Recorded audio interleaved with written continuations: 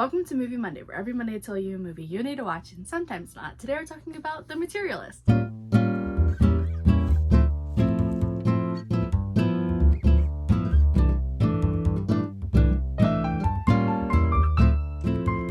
You know that rom-com A24 movie that just came out with Pedro Pascal, Chris Evans, and Dakota Johnson? Like I said, it literally just came out. It's an hour and 49 minutes long and is categorized as a romance comedy. And other than our three leading, I was gonna say ladies, I guess we can leave that. But other than our three leading amazing actors, there is a few other people featured in this film. I'll put some of those faces featured in this film on the screen now, but it's really the majority of those three. But if you're more into that behind the scenes information, like ratings, writers, directors, producers, that should also be on the screen now. And honestly, I am so excited to share my thoughts. This movie was not what I was expecting, like, at all. I don't know if I would categorize it as a rom-com personally. If you've seen it, I would honestly love your thoughts on it. Maybe more of like a romance drama. There's for sure comedic elements, but I don't know if I would say it's a romance comedy. I'm happy to report they didn't lean into the typical rom-com tropes that I feel like you usually see when there's two guys and a girl.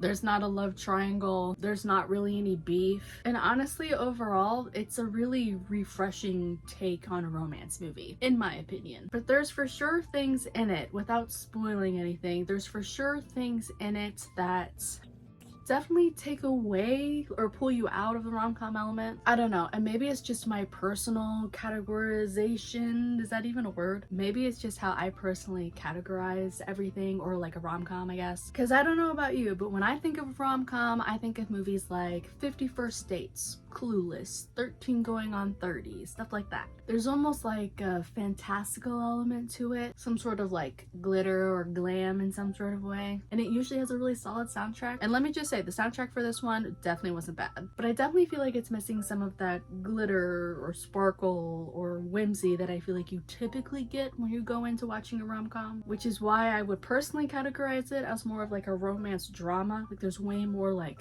dramatic beats in it, in my opinion at least. But I would honestly love to know your thoughts if you've seen this movie. Do you agree with that? Do you disagree? I would love to know how you would categorize a rom-com. Dakota Johnson was great, Pedro Pascal was great, and so was Chris Evans. It was honestly really cool to see them play such different people and kind of just like flex their acting muscles. But if you go into this movie thinking you're going to get that cowboy Pedro from the TikTok edits, you're not gonna like this. And Chris Evans is for sure not playing America's ass in this movie. Not like an asshole like Captain America, like that sort of charm and stuff. They're both different, that's all I'm trying to say. But I definitely think the premise is interesting. I definitely think the things that they talked about and the way that they went with it all was very interesting. If you like today's video, make sure to give it a like. It definitely helps this channel out. And I would honestly love to know if you've seen this movie in the comments, or if you're maybe planning to see it now. I definitely think if you're going into it wanting Dakota Johnson, Pedro Pascal, and Chris Evans, you will get